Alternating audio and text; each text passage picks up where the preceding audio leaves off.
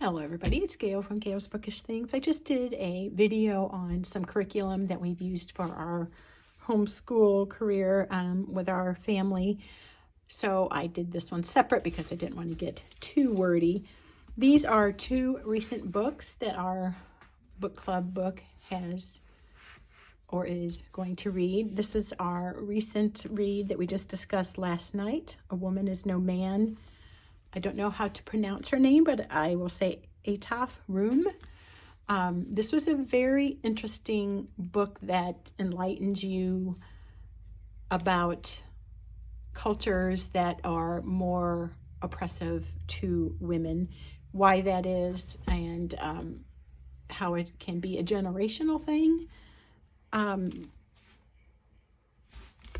She was from Palestine, as was her family before her. And so it talks about, in fiction form, a lot of it from what I've read is her, based on her personal experience. Apparently this is controversial amongst some of these type of cultures, but she has published this, and I know it's in French as well as other languages. In France, it's called The Silence of Isra.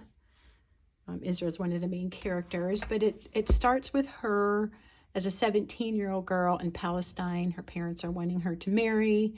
She doesn't want to, but she resigns herself to that, goes to America, where her husband's family is from, expecting opportunity, less oppression, and really finds it to be quite the opposite, because the family, for being in America, still wants to be only Palestinian, versus adopting some of the cultural things of being in the big melting pot, you know, where all the cultures come and we're stirred together and we become Americans. They want more to keep their cultural identity and did not want to lose that, and therefore a lot of expectations is put on the upcoming generation.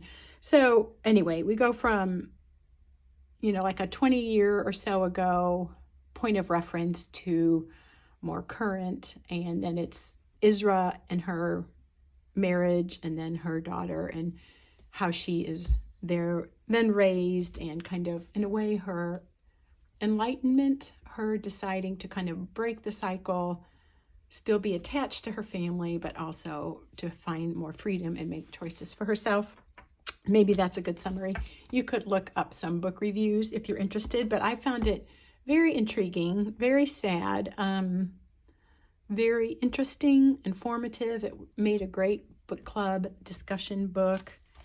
And yeah, let me just show you. It goes from 1990 to 2008 is kind of the stories back and forth. It was hard to put down, but it was a very, very good book. So if you're looking for something for your book club or a personal read, I do recommend this. It ends with an element of hopefulness, but it's not an easy path getting there, and you just might find it intriguing. This is a classic, Charles Dickens, A Tale of Two Cities.